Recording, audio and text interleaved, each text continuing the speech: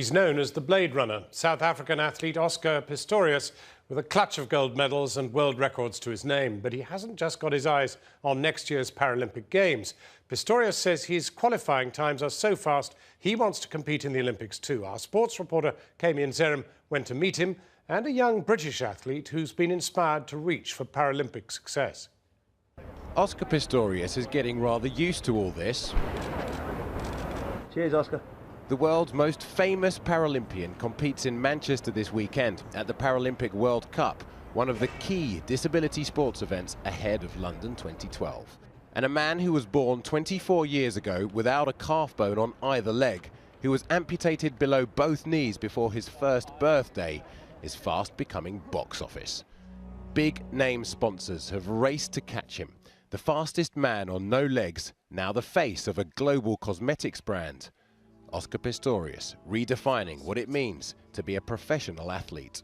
If you haven't heard of Oscar Pistorius yet, you won't be able to miss him by the time the Paralympics roll into town next year. Not least because he's trying his level best to qualify to compete against able-bodied athletes too at the Olympics. Yeah, I'll be doing both. I've had a really good start to my domestic season in South Africa. I ran a B qualification time for the Olympic Games. So I'll be using this season as a stepping stone and hopefully World Championships later this year in order to make sure that when I step out in the stadium, it's both here for the Olympic Games and the Paralympic Games. His 3 gold medals in Beijing were at the Paralympics. That he's allowed to compete at all against able-bodied athletes is in itself a victory.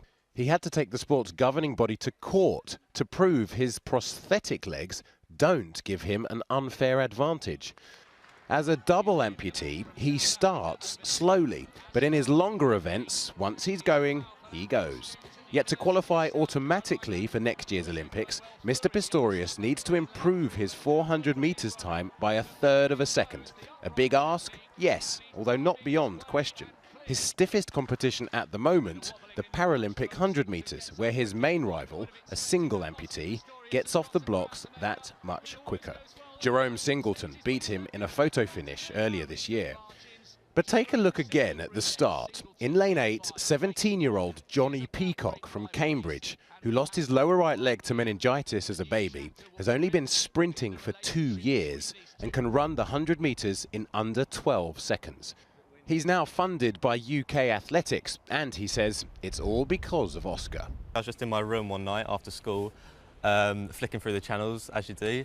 I just saw this sort of guy with these 2 cool blade things, and I didn't even know really what this was.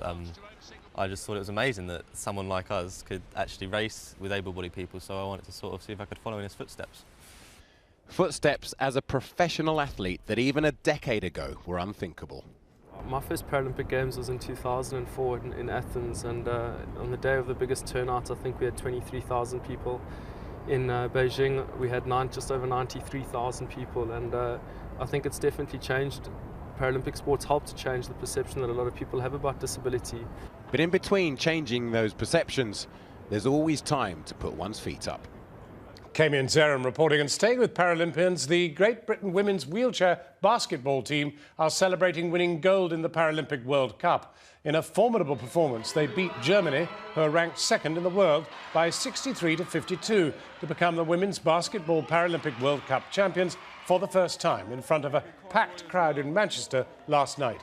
The team say their goal is to be in the top 4 in the 2012 Paralympics.